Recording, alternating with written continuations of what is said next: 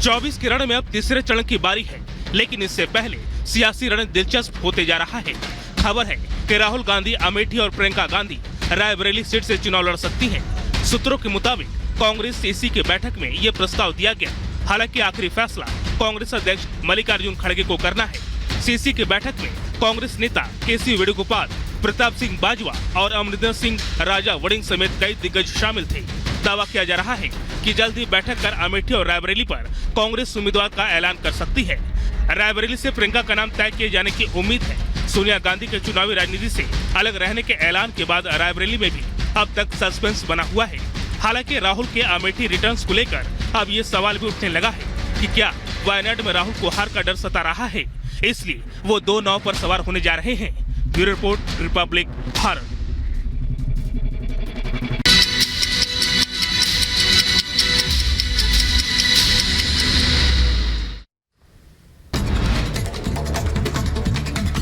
और अब 2 मिनट में भारत। नैनीताल के धधकते जंगलों में लगी आग बेकाबू। जंगल में लगी आग का दायरा लगातार बढ़ता जा रहा है। अब तक लाखों की वन संपदा जलकर खाक हो गई है। आग लगने से भीमताल, रानीबाग, पारसौली, तिरछा खेत, पाटवाड़ा नगर और रामगढ़ के जंगलों की वन संपदा को भारी नुकसान पहुंचा।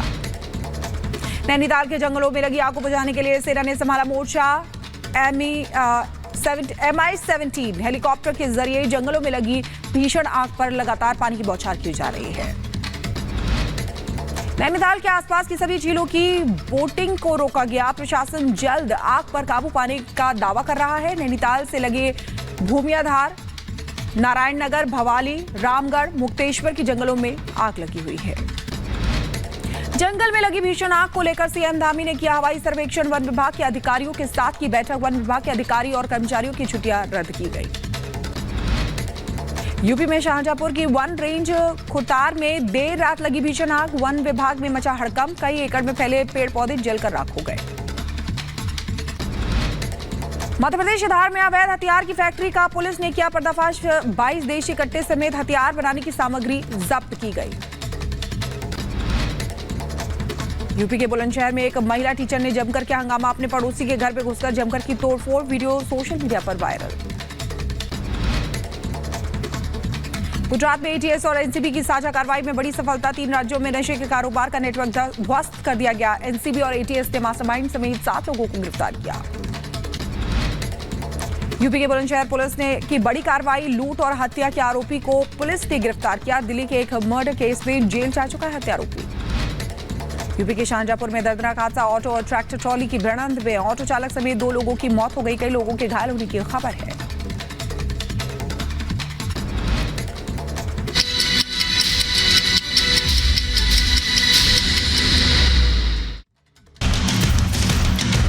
जो मिल ना रही हो, आप गेहूं ले लो, कुट्टी ले लो, प्रधानमंत्री जोन सी भी चीज, आयुष्मान कार्ड ले लो। मैडम अपन गिनाते गिनाते बहुत दिन हो जाएंगे। अपन इतनी स्कीम चल रही है और गरीब परिवार चल। मैडम एक घर में देखो, ऐसे एक बाप, 2 बेटे, 2 बहू, 1 मम्मी, तो 6 ने 3 नहीं तो लाडली बहना की 12,500 मिल रहा है और 3 ने भी नहीं 2-2 हजार मिल रहा है। तो मैडम करीबन 8,000-9,000 रुपये महीना एक घर में रुपया आ रहा है। भारतीय जनता पार्टी की जो स्कीम है, मैं लाभ तो हर एक को मिल ही रहा है मैडम।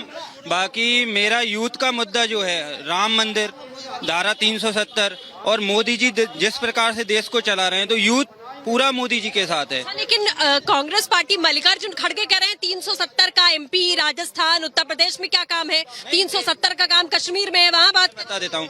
370 देश का मुद्दा है, ना कि किसी प्रदेश का। प्रदेश तो सभी देश में आते हैं ना, सभी मेन देश का मुद्दा है। मैं मध्य प्रदेश में रहता हूँ, तो क्या मैं देश को नहीं देखूंगा? देश पहले है मेरे लिए, तो मैं तो देश के लिए 370 देखूंगा ना। प्रदेश नहीं है मैडम, प्रदेश तो देश में ही आते हैं ना। मेन देश है हमारे लिए, तो देश को बोलेंगे हम।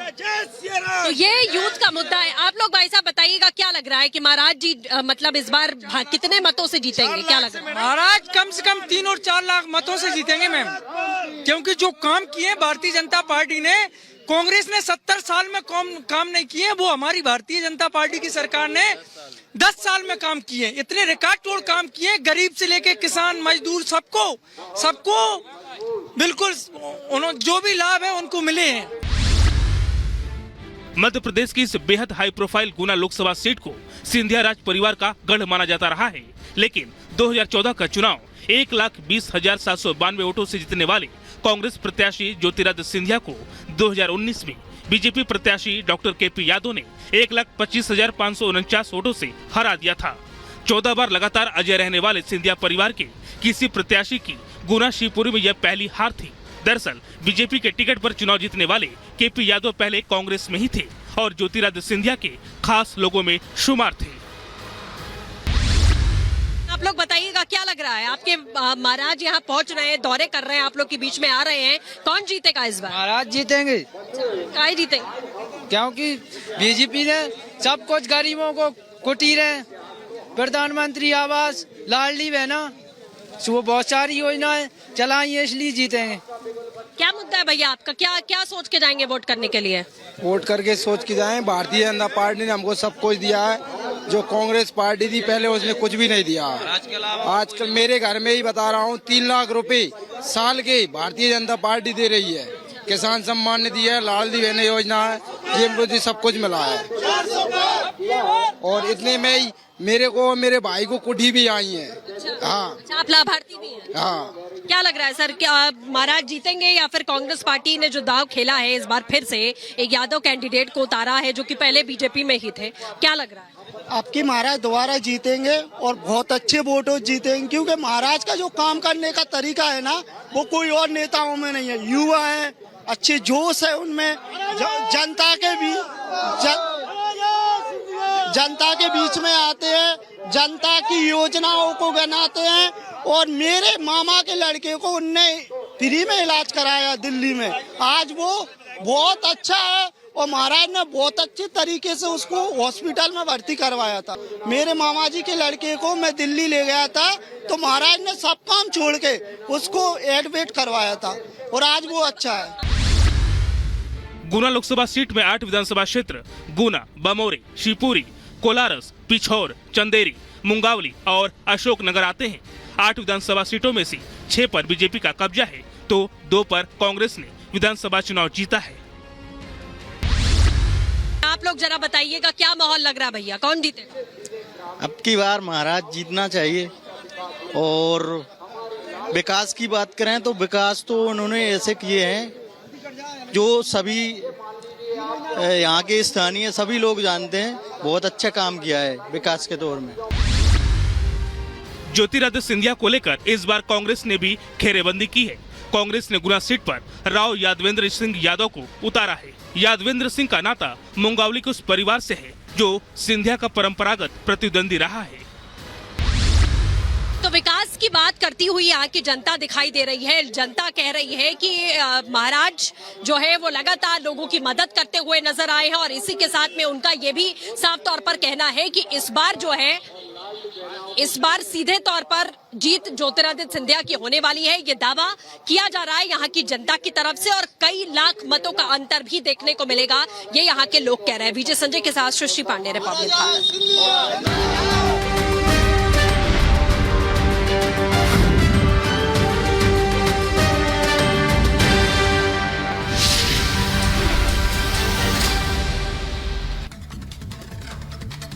शिवपुरी की जनता क्या कह रही थी ये हमने आपको बताया। इधर 24 के चुनावी प्रचार में आज कई दिग्गज नेता जो हैं वो चुनावी जनसभा करने वाले हैं। 1 मिनट में आपको पूरी खबर दिखाते हैं।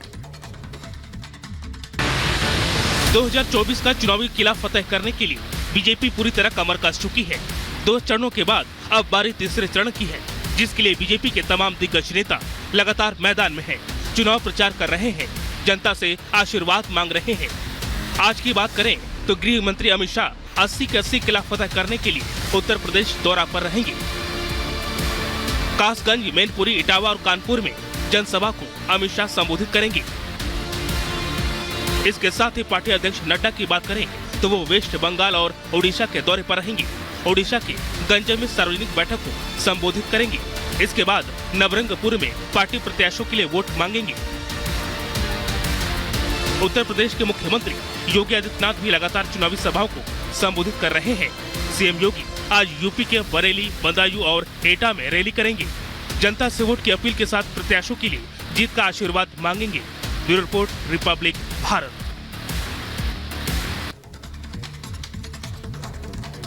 और इधर बीजेपी ने मुंबई उत्तर मध्य सीट से पूनम महाजन का टिकट काटकर उज्जवल निकम को दिया है। 1 मिनट में आपको पूरी खबर दिखाते हैं। लोकसभा चुनाव में बीजेपी ने एक एक कर कई दिग्गजों का टिकट काटकर नए चेहरे को जगह दी है। अब इस लिस्ट में मुंबई उत्तर मध्य सीट से सांसद पूनम महाजन का नाम भी शामिल हो गया है। बीजेपी ने पूनम महाजन का टिकट काटकर वरिष्ठ वकील उज्जवल निकम को प्रत्याशी बनाया है। बीजेपी से टिकट मिलने पर उज्जवल निकम ने पार्टी का आभार जताया है। उन्होंने कहा कि बीजेपी ने मुझे ये बड़ी जिम्मेदारी दी है, ये मेरी दूसरी इनिंग की शुरुआत है। मैं बहुत खुश हूँ क्योंकि एक बहुत मेरे पर जिम्मेदारी है, second inning of my life है, क्योंकि आज तक तो मैं कोर्ट ऑफ लॉ में प्रैक्टिस करता था। आज मैं से टेम्पल ऑफ डेमोक्रेसी में मौका मुझे मिलेगा, ऐसी मेरी उम्मीद है। उज्जवल निकम 26/11 मुंबई हमले में शामिल आतंकी अजमल कसाब को फांसी दिलाने वाले वकील हैं। यही वजह है कि बीजेपी ने उन्हें टिकट देकर राजनीति में नई पारी की शुरुआत करा दी है। अब उज्जवल निकम मुंबई उत्तर मध्य सीट जीतकर बीजेपी के खाते में डाल पाएंगे, ये तो 4 जून को ही साफ हो पाएगा। Bureau report, Republic Bharat.